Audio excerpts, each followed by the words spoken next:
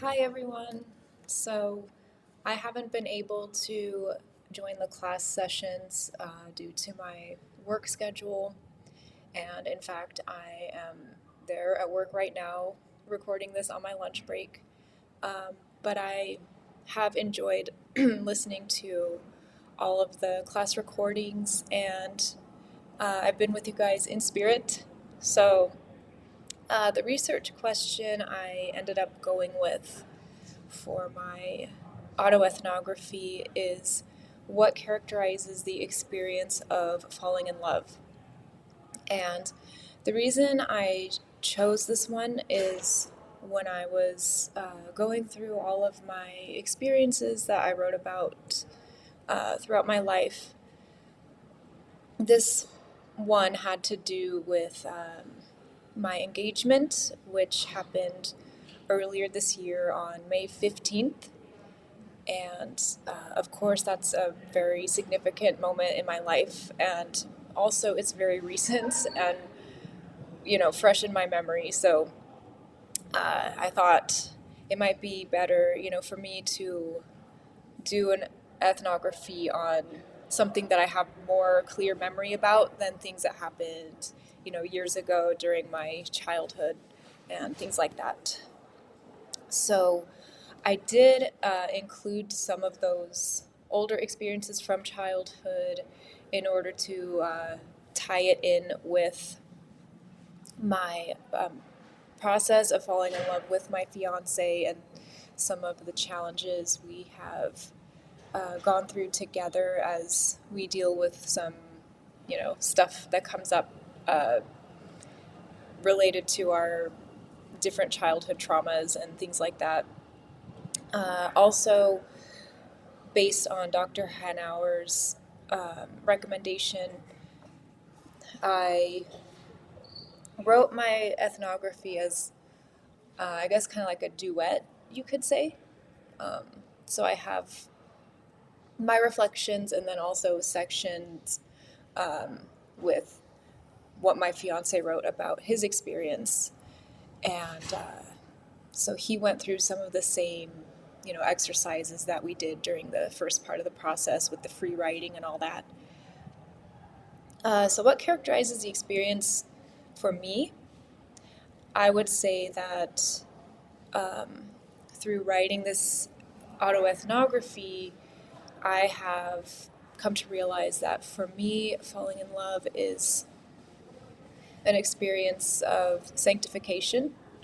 And what I mean by that is it's it's like a spiritual experience that is meant to not only like make you happy or make you feel good about life. That's part of it as well. It's an important part of falling in love with someone, but I believe there's more like something deeper than that. And I've found like through the process of committing to someone and just sticking through things together, even when there's difficulties and challenges, uh, it makes us better people. We grow, we learn from our mistakes, and we become basically the people that we're meant to be. So, as far as the hidden meanings and emotions in the experience, so the the day or the moment of engagement was very significant in a way that's kind of hard to explain because there were a lot of details leading up to it that at the time just seemed like, random things. But then all of a sudden they had great significance to them. So, one example of that is has to do with music. So, I shared with my fiance, suddenly I thought of this song that I really liked when I was a teenager called The Riddle by Five for Fighting. And that song has really beautiful lyrics about the meaning of life and how the speaker, in the song is struggling to figure out like what's the purpose of everything. And toward the end of the song, he realizes that the purpose of life is love, loving other people. And when I shared this song with my fiance, it made a deep impression on both of us. Um, so then what happened is when my fiance proposed to me on May 15th, sorry, um, I was looking up like the lyrics of this song and everything that we had just been talking about. And then I noticed this song first was released on May 15th. And, obviously not the exact same day because the song came out in the past, but that just really, it's like, wow, what a coincidence, right? But there was like a list of at least 30 things like this that, looking back on it, we realized like May 15th is like the perfect timing for this to happen. So another thing was, so when our relationship first started, we were long distance because I was living in California and my fiance was moving from California to Las Vegas. So we had some conflicts over if I wanted to move to Las Vegas and everything. And that was one of the big challenges early in our relationship. So another thing that we found out is Las Vegas, the city, was also founded on May 15th. So there was some significance to that as well. And there were all kinds of things like this. And I printed out like a bunch of tidbits of like all these things we noticed. And we're going to put it on this bulletin board together later on. So there was that. And what did I learn about this experience having done a poetic autoethnography?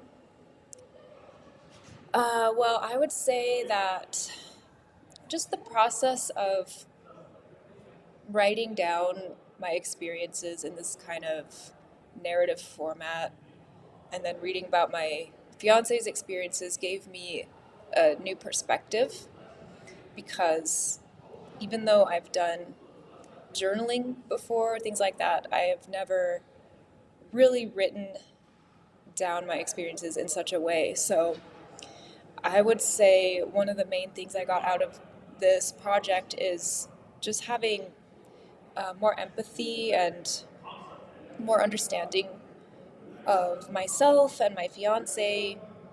And I would say that we grew closer, as a result of doing this project together. And we have a greater appreciation of our experiences that have shaped who we are. So, yeah, I'll admit that at first I didn't really want to deal with some of these more negative, like traumatic memories and things like that. But uh, I think it's been like a very transformative and healing process for us. So yeah, thank you, Dr. Henauer, and I hope I have a chance to read everybody's poetic autoethnographies at some point. All right, bye.